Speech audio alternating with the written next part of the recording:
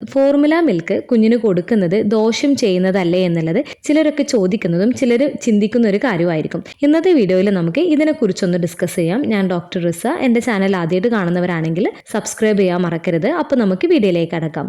ആദ്യം തന്നെ നമുക്ക് ഫോർമുല മിൽക്ക് എപ്പോഴാണ് ഒരു കുട്ടിക്ക് കൊടുക്കേണ്ടതായിട്ട് വരാറുള്ളത് എന്നതിനെക്കുറിച്ച് നമുക്കൊന്ന് നോക്കാം. അമ്മയ്ക്ക് മുലപ്പാൽ കൊടുക്കാൻ പറ്റാത്തൊരു സാഹചര്യമാണ് എന്നുണ്ടെങ്കിൽ, പെട്ടെന്ന് തന്നെ അമ്മയ്ക്ക് ജോലിക്കൊക്കെ കയറേണ്ട ആവശ്യം വരികയൊക്കെയാണ് എന്നൊക്കെ ഉണ്ടെങ്കിലും, അല്ലെങ്കിൽ അമ്മയ്ക്ക് പാല് കുറവാണ് എന്നുള്ള സാഹചര്യത്തിലും, അതുപോലെ തന്നെ ബ്രസ്റ്റ് ഫീഡിങ് കുഞ്ഞിന് ചെയ്തിട്ടും കുഞ്ഞ് ശരിയായ രീതിയിൽ വെയിറ്റ് ഗെയിൻ ചെയ്യുന്നില്ല എന്നൊക്കെ ഉണ്ടെങ്കിൽ ഒരു പീഡിയാട്രീഷ്യന്റെ നിർദ്ദേശപ്രകാരം കൊടുക്കേണ്ട ഒന്നാണ് ഫോർമുല മിൽക്ക്. ഇത് കുഞ്ഞിന് ആരോഗ്യകരവും സുരക്ഷിതവുമായിട്ടുള്ള ഓപ്ഷനാണ്. കാരണം അമ്മയുടെ മുലപ്പാലിൽ അടങ്ങിയിട്ടുള്ള പ്രോട്ടീൻസ്, വൈറ്റമിൻസ്, ധാതുക്കൾ എന്നിവ മിമിക് ചെയ്യുന്ന കണ്ടന്റ് നോക്കിയിട്ട് പ്രത്യേകം പ്രിപ്പയർ ചെയ്തിട്ടുള്ള ഒന്നാണ് ഫോർമുല. എന്നാൽ ഓർക്കേണ്ടത്, മുലപ്പാൽ സ്വാഭാവികമായും അമ്മയുടെ ശരീരത്തിൽ നിർമ്മിക്കുന്നതും കൂടാതെ അണുബാധകളിൽ നിന്ന് കുഞ്ഞിനെ സംരക്ഷിക്കാനുള്ള ആന്റിബോഡീസും ഉണ്ട്.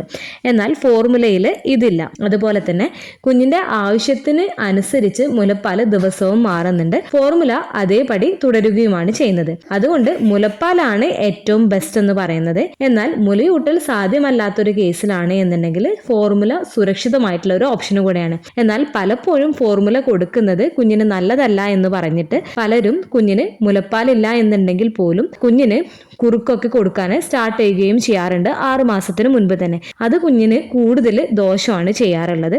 അപ്പോൾ കുഞ്ഞിന് മുലയൂട്ടൽ സാധ്യമല്ലാത്തൊരു കേസിൽ നിങ്ങൾക്ക് ഫോർമുല കൊടുക്കേണ്ടതായിട്ട് വരികയാണ് എന്നുണ്ടെങ്കിൽ അതിലൊരു കുറ്റബോധം ആവശ്യമില്ല. നിങ്ങളുടെ കുഞ്ഞിന് സ്നേഹത്തോടെയും കരുതലോടെയും ഭക്ഷണം നൽകുക എന്നതാണ് ഏറ്റവും പ്രധാനം. അതുപോലെ തന്നെ അനാവശ്യമായിട്ട് ഫോർമുല മിൽക്ക് കൊടുക്കാതിരിക്കുന്നതിന് വേണ്ടിയിട്ട് ശ്രദ്ധിക്കുക. കുഞ്ഞിന്റെ ഏജ് അനുസരിച്ചിട്ടുള്ള ഫോർമുല കൊടുക്കുന്നതിന് വേണ്ടിയിട്ടും, കുഞ്ഞിന് ഏതെങ്കിലും തരത്തിലുള്ള ഫോർമുല കൊടുത്തതിന് ശേഷം കുഞ്ഞിന് അസ്വസ്ഥതയും ബുദ്ധിമുട്ടൊക്കെ കാണിക്കുന്നുണ്ട് എന്നുണ്ടെങ്കിൽ ഒരു പീഡിയാട്രീഷ്യനെ കാണിച്ചിട്ട് കുഞ്ഞിന് അനുയോജ്യമായിട്ടുള്ള ഫോർമുല മിൽക്ക് തിരഞ്ഞെടുക്കുന്നതിന് വേണ്ടിയിട്ടും ശ്രദ്ധിക്കുക. ഫോർമുല തിരഞ്ഞെടുക്കുമ്പോൾ പെട്ടെന്ന് ദഹിക്കുന്ന തരത്തിലുള്ളതും, അതുപോലെ തന്നെ കുഞ്ഞിന് കോൺസ്റ്റിപ്പേഷൻ, ഗ്യാസിന്റെ ഇഷ്യൂസ് ഒന്നും ഉണ്ടാക്കാത്ത തരത്തിലുള്ളതും മുലപ്പാലിന്റെ ടേസ്റ്റിനോട് സാമ്യമായിട്ടുള്ള ഫോർമുലാസ് തിരഞ്ഞെടുക്കുകയാണ് എന്നുണ്ടെങ്കിൽ കുഞ്ഞുങ്ങൾക്ക് അത് പെട്ടെന്ന് തന്നെ ഇഷ്ടപ്പെടുന്നതിനൊക്കെ ഇടയാക്കുകയും ചെയ്യുന്നതാണ്. ചില കുഞ്ഞുങ്ങൾക്ക് പെട്ടെന്ന് ഫോർമുലയൊക്കെ കൊടുക്കുന്ന സമയത്ത് അവരത് റിജക്റ്റ് ചെയ്യാറുണ്ട്. അപ്പോൾ നമ്മളൊരു കുറച്ച് ദിവസങ്ങൾ നമ്മളത് ട്രൈ ചെയ്യുമ്പോഴായിരിക്കും ചില കുഞ്ഞുങ്ങൾ അത് കുടിച്ചു തുടങ്ങുകയും ചെയ്യാറുള്ളത്. അതുപോലെ എപ്പോഴും അവൈലബിൾ ആയിട്ട് കിട്ടുന്ന ഫോർമുല ബ്രാൻഡ് ചൂസ് ചെയ്യുന്നതിന് വേണ്ടിയിട്ട് ശ്രദ്ധിക്കുക. ഒരു ബ്രാൻഡ് നമ്മൾ കൊടുത്തു കഴിഞ്ഞാൽ